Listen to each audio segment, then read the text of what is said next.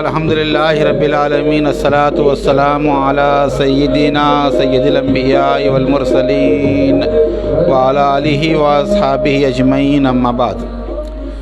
معزز مکرم سامعین و ناظرین اکرام، ربیع الثانی کی 18 تاریخ سلطان المشائخ خواجہ خواجگاں سرکار عالم پناہی نظام الدین اولیاء محبوب الہی رضی اللہ تعالیٰ عنہ کی عرس شریف کی تاریخ ہے، اور ہم تذکرہ کر رہے ہیں حضرت شیخ کی کرامتوں کا، عظمت و بزرگی کا۔ اللہ نے محبوب الہی کو جو مقام عطا فرمایا اور جو عالمگیر شہرت اللہ نے آپ کو عطا فرمائی، وہ بہت کم اولیاء اللہ کے حصے میں آئی۔ اللہ نے مقام محبوبیت آپ کو عطا فرمایا اور عشق نے آپ سے وفا کی۔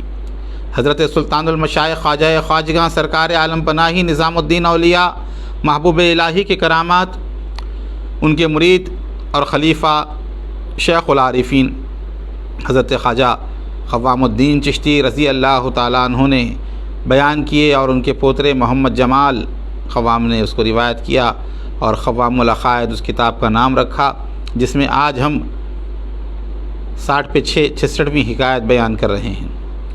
اور یہ واقعات ہیں جب حضرت شیخ العارفین خواجہ قوام الدین چشتی رحمۃ اللہ تعالیٰ علیہ حج پہ تھے، اور آپ دوران حج و واقعات پیش آئے جن کا تعلق بندگی شیخ الاسلام نظام الدین محبوب الہی کی ذات سے تھا، ان کو آپ نے بیان فرمایا۔ آپ دوران حج کے واقعات جب حج سے واپس آ رہے تھے تو بیان کرتے ہیں کہ ہم نے حج ادا کیا اور واپس ہوئے تو عدن میں آئے، کھمبایت کے جہاز میں بیٹھ کر روانہ ہوئے، خزارہ چند روز تک رات دن مخالف ہوا چلتی رہی اور جہاز کو سہیل کے نیچے لے گئی۔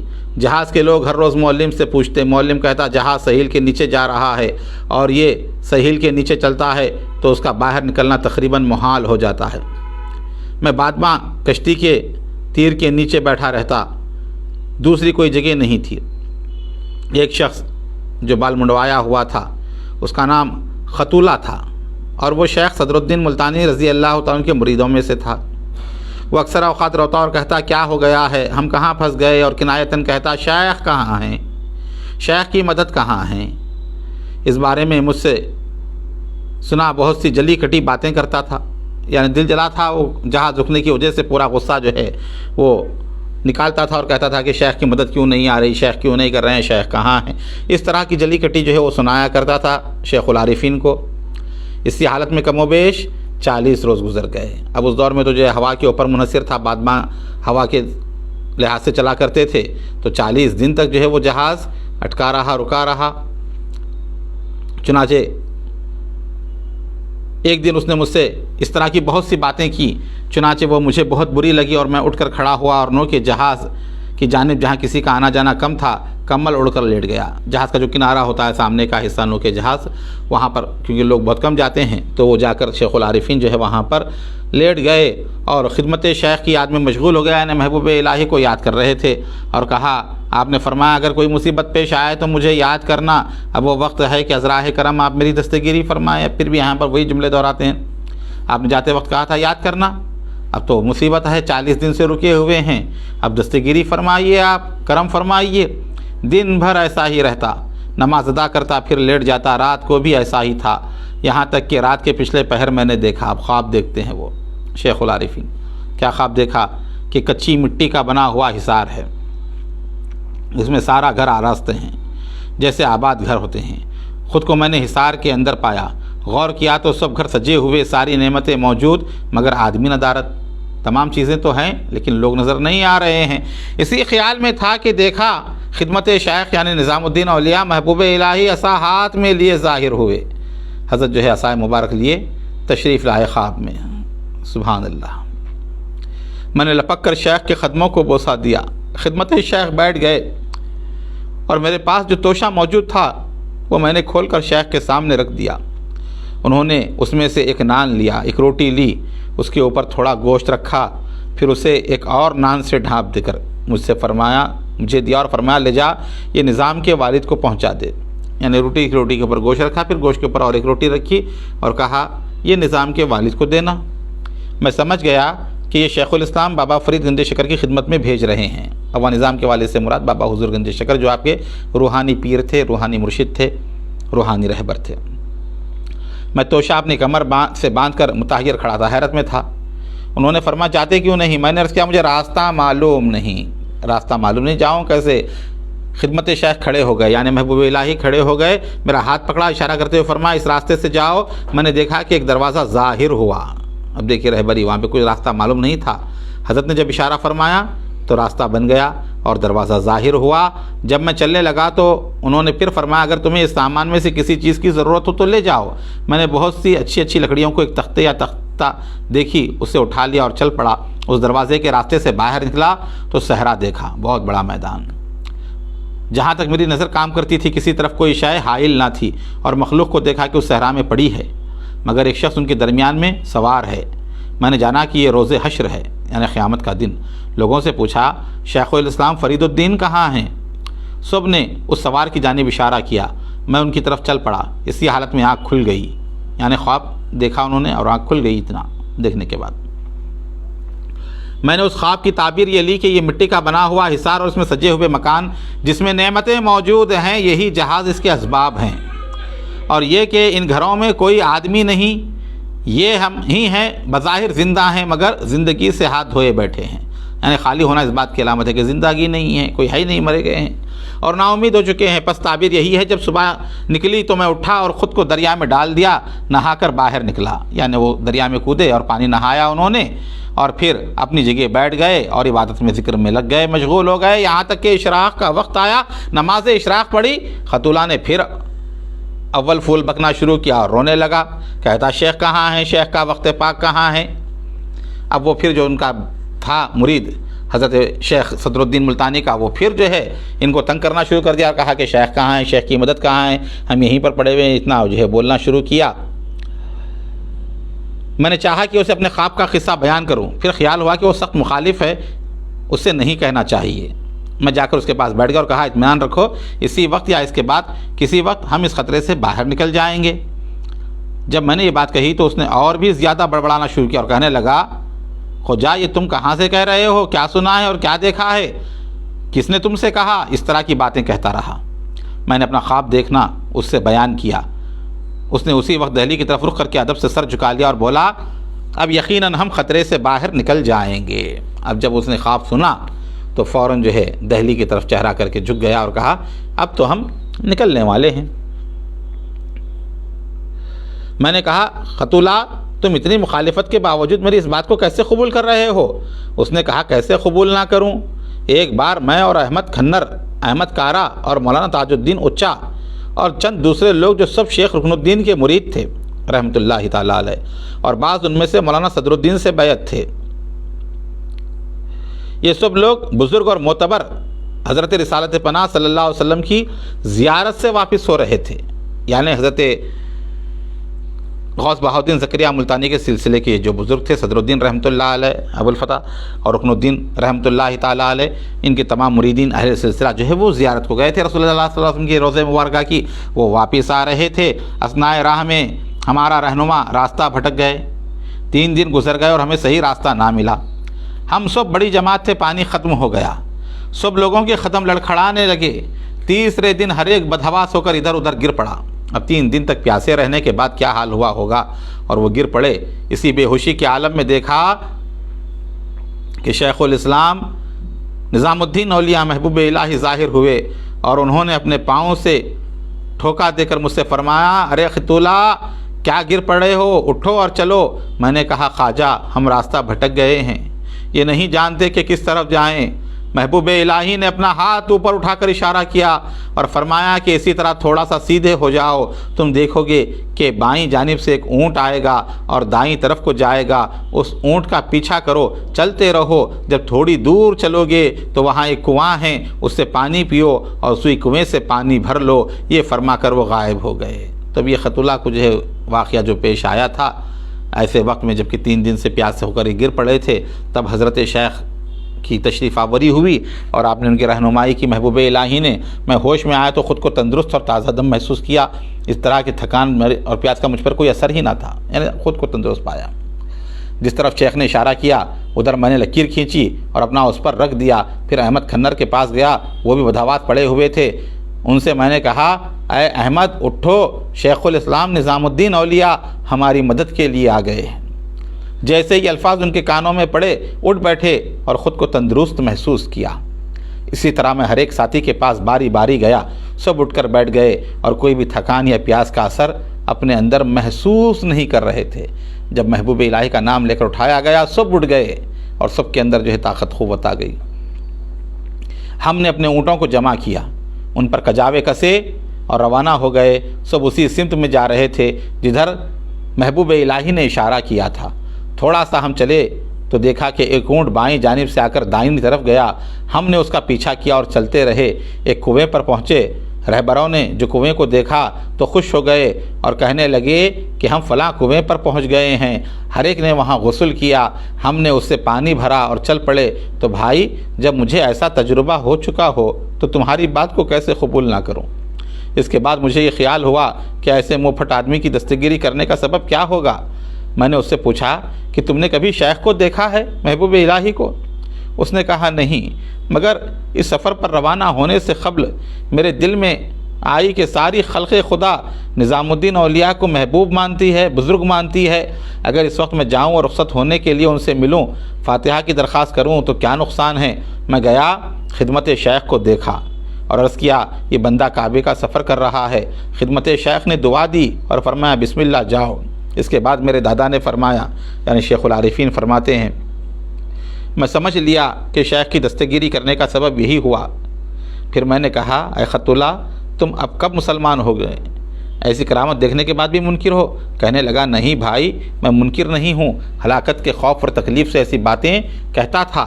الغرض وہ دن گزر گیا، رات آ گئی۔ دوسرا دن نصف النہار کے وقت ہم نے ایک جہاز دیکھا کہ آگے جا رہا ہے۔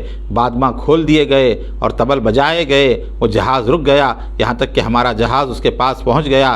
ہمارے جہاز کے معلموں نے اس سے ملیابار کے بندرگاہ کو پہچان لیا اور کہا ہم ملیابار کی بندرگاہ پر پہنچ گئے ہیں۔ 46 دن کے بعد کھمبایت میں آئے اور خواجہ عمر آش تراش سے ملاقات کی۔ یہ بڑے بزرگ جو تھے خواجہ عمر آش تراش، ان کا پہلے بھی ذکر آیا ہے کرامات کے حوالے سے، وہ بڑے محبوب الہی کے چاہنے والے تھے، جس کا حال چوتھے باب میں تفصیل سے بیان کیا جا چکا ہے۔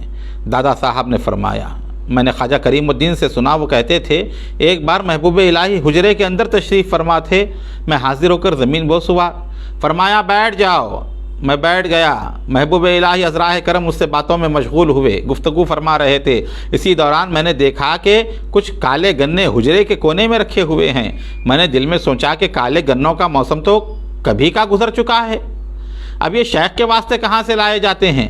اس وقت خدمت شیخ نے گنوں کی بات شروع کی اور فرمایا، کریم مجھے کالے گنے بہت ہی پسند ہیں اور اچھے لگتے ہیں، چونکہ یہ بات دوستوں اور عزیزوں کو معلوم ہے کہ مجھے پسند ہے تو جہاں سے بھی ملیں وہ کھوج کر لے آتے ہیں، لیکن اس سال گنوں کی ساری فصل آئی بھی اور چلی بھی گئی، میں نے حق نعمت خواجہ کے طور پر گنے کی صرف ایک پوری کھائی ہے، اب اے عزیز خدا کے لیے انصاف سے کہو اور دیکھو کہ جو چیز انہیں پسند ہو اس سے سحنکیں بھر بھر کر خلق خدا کے سامنے دو رویہ رکھی جائیں، وہ اس مجلس میں تشریف فرما ہو، خلق ان کی نگاہوں کے سامنے کھائے اور وہ اتنے مرغوب ہونے کے باوجود اس چیز سے احتراز کریں، کیا یہ کسی سے ہو سکتا ہے؟ اس سے بڑی اور کون سی ریاست کہی جا سکتی ہے؟ پسندیدہ چیزیں رکھی ہوئی اس کے باوجود بھی کھاتے نہیں تھے، لوگوں کو کھلایا کرتے تھے۔ تو فرماتے ہیں یہ سب سے بڑی جو ہے ریاضت ہے۔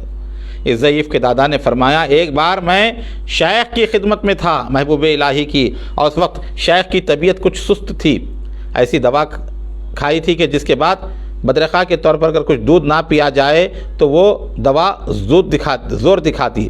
میں نے عرض کیا کہ اگر خدمت خواجہ تھوڑا سا دودھ نوش فرما لیں تو یہ دوا زور نہیں دکھائے گی؟ فرمایا خیر یہ مجھ سے نہیں ہو سکتا۔ میں نے پھر عرض کیا اگر 2 چمچے دودھ ہی لے لیا جائے تو اس دوا کی تیزی کم ہو جائے گی۔ اس وقت زبان مبارک پر یہ بات آئی، خیر خواجہ یہ میں نہیں کر سکتا۔ میں نے اس روز از راہ گستاخی خدمت شیخ کی غذا کا حال پوچھ لیا، یعنی کتنا کھاتے ہیں محبوب الہی؟ حضرت مسکرائے اور فرمایا، افطار کے وقت 1 روٹی کھاتا ہوں۔ میں نے عرض کیا کیا اتنی ہی بھوک ہوتی ہے؟ آپ پھر مسکرائے اور فرمایا، خیر اگر چاہو تو 1 روٹی اور کھا سکتا ہوں مگر کھاتا نہیں۔ یہ حضرت کی جو ہے ہمدردی تھی لوگوں کے ساتھ، وہ زیادہ کھاتے نہیں۔ خواجہ اقبال رحمۃ اللہ علیہ جو حضرت کے مرید خاص تھے وہ فرماتے ہیں، اکثر لے جا کر رکھتا کھانا سحری میں افطار میں حضرت تھوڑا سا کھاتے، بعض دفعے تو ویسے ہی رکھ دیتے، کہا جاتا کہ بات کیا ہے سرکار آپ نہیں کھا رہے؟ فرماتے نہ معلوم روڈوں پر چوراہوں پر گلی کوچوں پر کتنے لوگ بھوکے سو رہے ہوں گے جنہیں ایک وقت کا بھی کھانا میسر نہ ہو اور میں یہاں پیٹ بھر کھاؤں، اس لحاظ سے آپ جو ہے آپ کھانا ترک کر دیتے۔ تو فرماتے ہیں کہ 2 روٹی کھا سکتا ہوں لیکن نہیں کھاتا، 1 ہی روٹی کھاتا ہوں۔ یہ روٹی جو خواجہ کی خدمت میں لائی جاتی تھی وزن میں 7 یا 8 درہم سنگ کے برابر ہوتی تھی۔ یہ تو رات کا معمول تھا۔ افطار کے بعد جب اوپر تشریف لے جاتے کچھ دیر آرام فرماتے، پھر اٹھ بیٹھتے، تھوڑے سے انار کے دانے گلاب میں تر کر کے پیش کیے جاتے، اس میں سے بھی تھوڑے سے تناول فرماتے۔ ایک بار اس موقع پر حاضر تھا، تھوڑے سے دانے مجھے عنایت فرمائے، میں نے چند دانے منہ میں ڈالے، حیران رہ گیا کہ یہ اسی دنیا کا انار ہو سکتا ہے، کیونکہ میں نے اس سے پہلے ایسی لذت اور لطافت کا کوئی انار نہیں دیکھا تھا اور آج تک کبھی نہیں دیکھا۔ پھر سحر کے وقت ایک سحنک تہاری کی پیش کی جاتی، اس سحنک میں تیتر یا کسی قسم کا کوئی پرندہ پکا ہوتا، تہاری میں جو ہے گوشت تیتر کا جو ہے ڈالتے اور گھی میں تلا ہوتا، نہایت خوشبودار خوش ذائقہ ہوتا اور پرندہ تہاری کے اندر چھپا دیا جاتا۔ خدمت شیخ اس میں سے 1 لقمے کے برابر جو کوئی شخص اچھی مقدار میں لیتا ہے اپنے صرفے میں لاتے اور کبھی یہ سینک کسی کے لیے بھجوا دیتے، کبھی اقبال لے آتے اور صبح تک اس کو اٹھا کر رکھتے، پھر اصحاب خانہ میں سے جس پر چاہتے خرچ کرتے۔ میں نے یہ سینک بارہا دیکھی ہے، بس یہی ایک اچھے بڑے لقمے کے برابر اس میں سے کھا لیا ہوتا۔ یہ میں نے کبھی نہیں دیکھا کہ اس پرندے کو کھولا ہو یا اس پر آپ نے انگلی لگائی ہو۔ تو اے عزیز اب سمجھ لو کہ اس سے زیادہ ریاضت نفس کیا ہو سکتی ہے۔ طرح طرح کی نعمتیں ان کے نفس کے سامنے پیش کی جائیں، وہ خلق خدا کو کھلائیں اور اپنے نفس کو محروم رکھیں۔ ایک دن خضر خاں اور شادی خاں چند دوسرے بھائیوں کے ساتھ حاضر ہوئے، بادشاہ کے بیٹے تھے یہ۔ خدمت شیخ حجرے کے اندر تشریف لائے رکھتے تھے، فرمان ہوا بیٹھ جاؤ۔ یہ دعا گو دروازے کے کواڑ سے لگا کھڑا تھا۔ خدمت شیخ ان لوگوں سے باتوں میں مشغول ہو گئے، یہاں تک کہ مجلس برخاست ہونے کا وقت آ گیا۔ خضر خان نے عرض کیا کہ میری والدہ نے مجھ سے کہا ہے کہ جب شیخ کی خدمت سے واپس آؤ تو کھانے کی کوئی چیز میرے لیے بطور تبرک مانگ کر لانا۔ اس حجرے کے اندر ایک اور حجرہ تھا، اسی طرح کا سامان اس میں رکھا ہوا تھا۔ اقبال اس حجرے کے دروازے پر کھڑے تھے۔ خدمت شیخ نے فرمایا 2 روٹیاں لا کر انہیں دے دو۔ اقبال 2 روٹیاں لائے اور خضر خان کے ہاتھ میں دے دی۔ میں حیرت میں تھا کہ سبحان اللہ، 5-6 صاحب چتر شہزادے ہیں اور ان کو 2 روٹیاں مرحمت فرما رہے ہیں۔ میں یہی سوچ رہا تھا کہ ایک تنہا شخص آیا، زمین بوس ہو کر عرض کیا میرے لیے کچھ تبرک دینے کا حکم دیں۔ اقبال وہ 2 روٹیاں خضر خان کو دے ہی رہے تھے۔ خدمت شیخ نے فرمایا 2 روٹیاں ان کو بھی دے دو۔ اقبال 2 روٹیاں لائے اور اس تنہا شخص کو بھی دے دیں۔ اب مجھے دوسری حیرت پیش آئی کہ سبحان اللہ، یہ کیا ہو رہا ہے؟ 4-5 صاحبزادان التماس کرتے ہیں تو انہیں 2 روٹیاں ملتی ہیں، اور یہ تنہا آدمی التماس کرتا ہے تو اسے بھی 2 روٹیاں مرحمت فرمائی جاتی ہیں۔ تو اے عزیز، بہت دانائی، منصفی اور سمجھداری کی ضرورت ہے کہ خدمت شیخ کے اس معاملے کو کوئی سمجھ سکے اور جان لے کہ ان کی نگاہ میں شاہ و گدا سب برابر تھے۔ یعنی بادشاہ کے بیٹے آ کر کھڑے ہو کر مانگتے ہیں تو انہیں بھی 2 روٹیاں دیتے ہیں، اور ایک عام آدمی آ کر مانگتا ہے اسے بھی 2 روٹیاں دیتے ہیں۔ یعنی شاہ و گدا سب برابر تھے آپ کی نظروں میں۔ ضمیر اصحاب پر روشن رہے گا کہ اگر خدمت شیخ کے معاملے 1000 میں سے 1 کے برابر بھی بیان کیے جائیں تو کتاب میں طویل ہوگی۔ 1000 واقعوں میں سے اگر ایک واقعہ بھی بیان کریں گے تو بہت بڑی کتاب بن جائے گی۔ اب حضرت کے خدمت گاروں کے بعض معاملات کا حال سنو۔ اس ضعیف کے دادا صاحب نے فرمایا میں کچھ زمانے تک مولانا شہاب الدین دیاچی کی خدمت میں تھا۔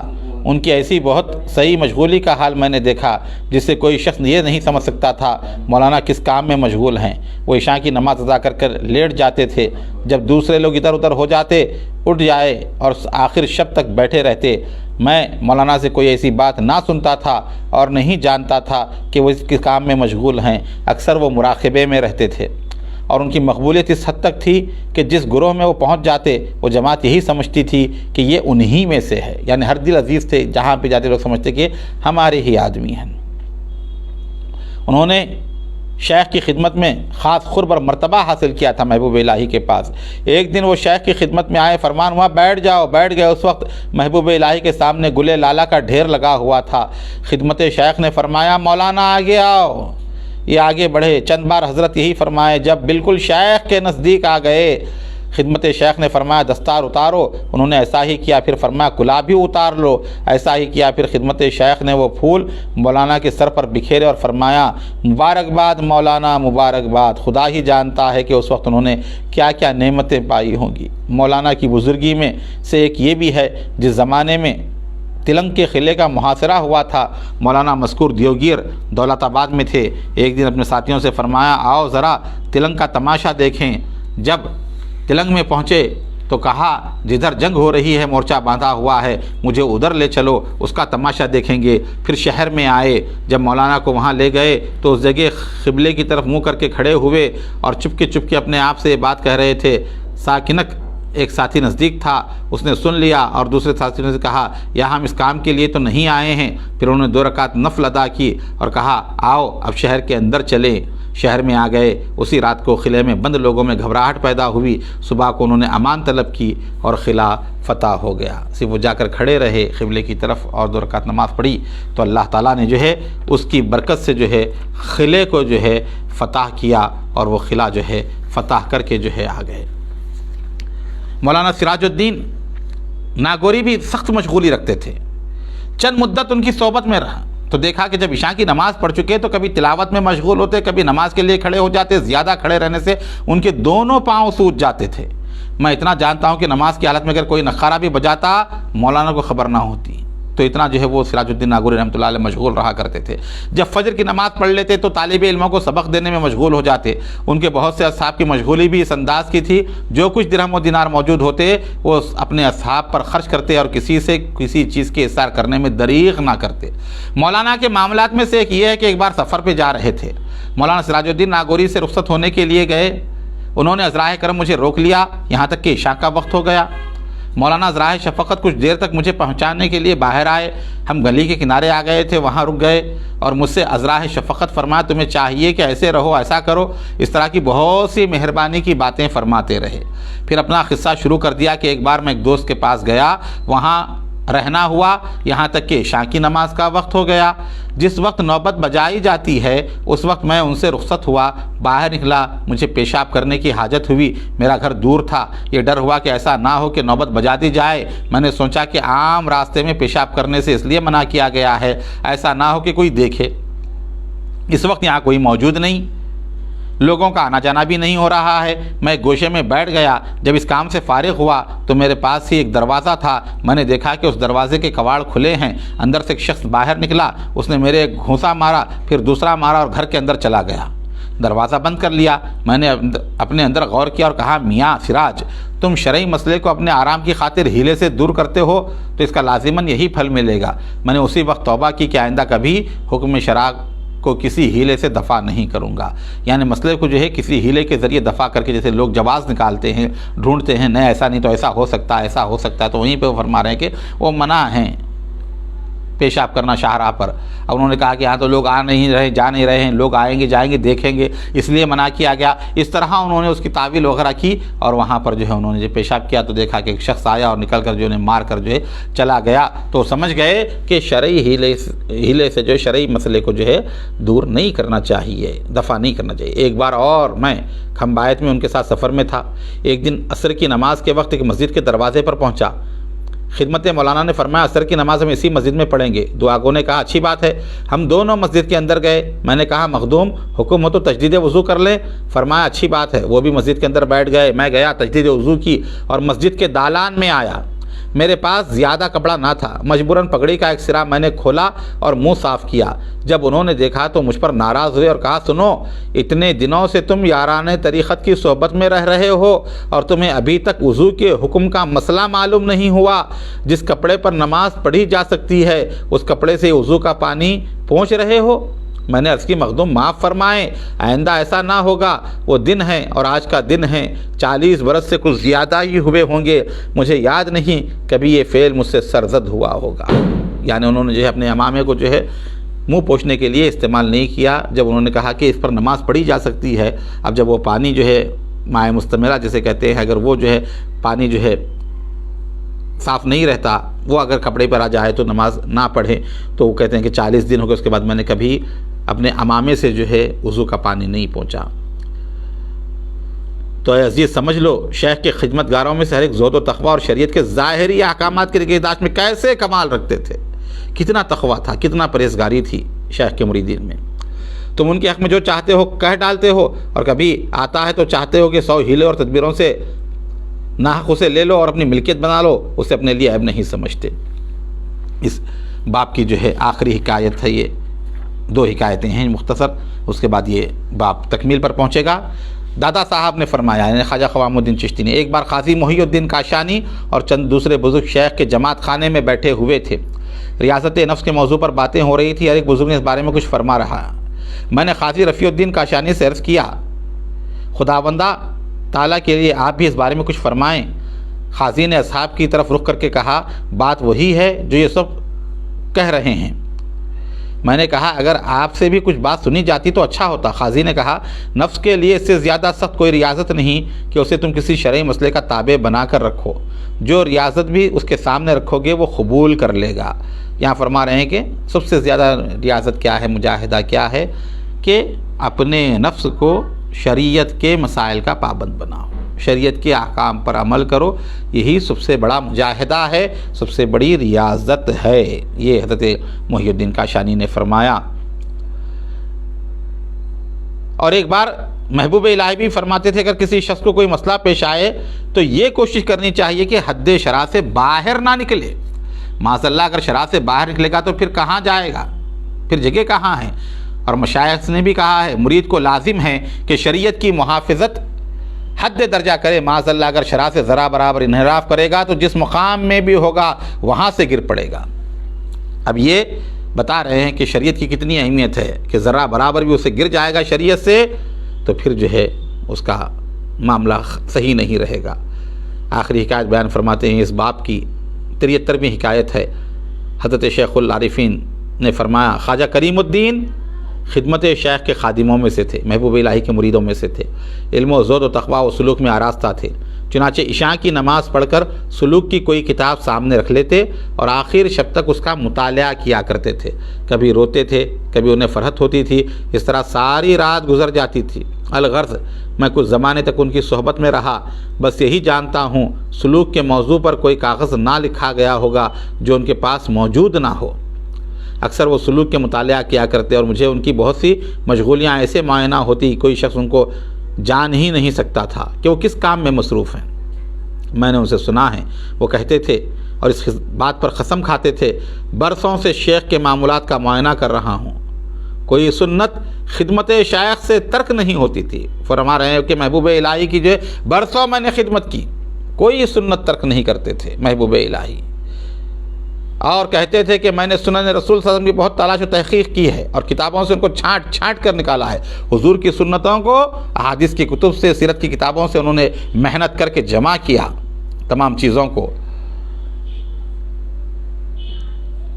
ان سب کو میں نے دیکھا ہے، کوئی ایک بھی خدمت شیخ میں فوت نہیں ہوتی، اور قسم کھا کر کہتے اس اتباع سنت کے معاملے کو محبوب الہی نے کس حد تک پہنچا دیا ہے، میں نے کبھی نہیں دیکھا کہ کسی قول میں یا کسی فعل میں ان سے رسول اللہ کی کوئی سنت فوت ہوئی ہو۔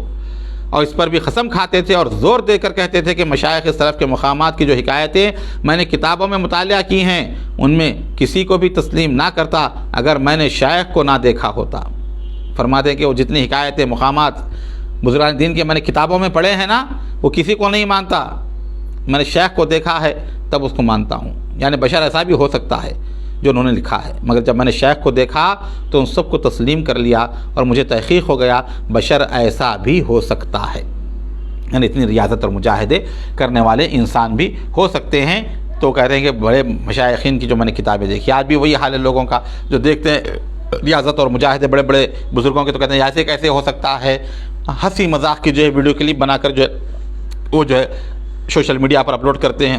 تو یہاں کہہ رہے ہیں کہ انہوں نے بھی وہی سمجھا تھا کہ میں نے جو کتابیں پڑھی ہے بڑے بزرگوں کی مشائخ کی وہ تو میں مانتا ہی نہیں تھا، لیکن جب میں نے محبوب الہی کو دیکھا سمجھ میں آ گیا کہ یقیناً بشر ایسی ریاضت اور مجاہدے کر سکتا ہے، انسان سے ایسی ریاضت اور مجاہدے ہو سکتی ہیں جسے عام لوگ کتابوں میں پڑھ کر تسلیم نہیں کرتے۔ 5 باب ہو گئے ہیں الحمدللہ اس کتاب کے، 6واں باب انشاءاللہ تعالی شروع ہوگا۔ سلاطین شہزادگان کی خدمت شیخ سے عقیدت و ارادت کے ساتھ وابستہ ہونے کا بیان، جو بڑے بڑے عمرا و سلاطین تھے وہ کس طرح جو ہے آپ کی در دولت سے وابستی انہوں نے اختیار کی، اس کی حکایتیں جو ہے اس میں آنے والی ہیں۔ اللہ تعالی ہم تمام کو عظیم المرتبت خواجگان کے فیضان سے ہمیشہ مالا مال رکھے اور ان کی فیوز و برکات سے ہم سب کو مستفید فرمائے۔ الہی تابوت خورشید و ماہی چراغ چشتیاں را روشنائی۔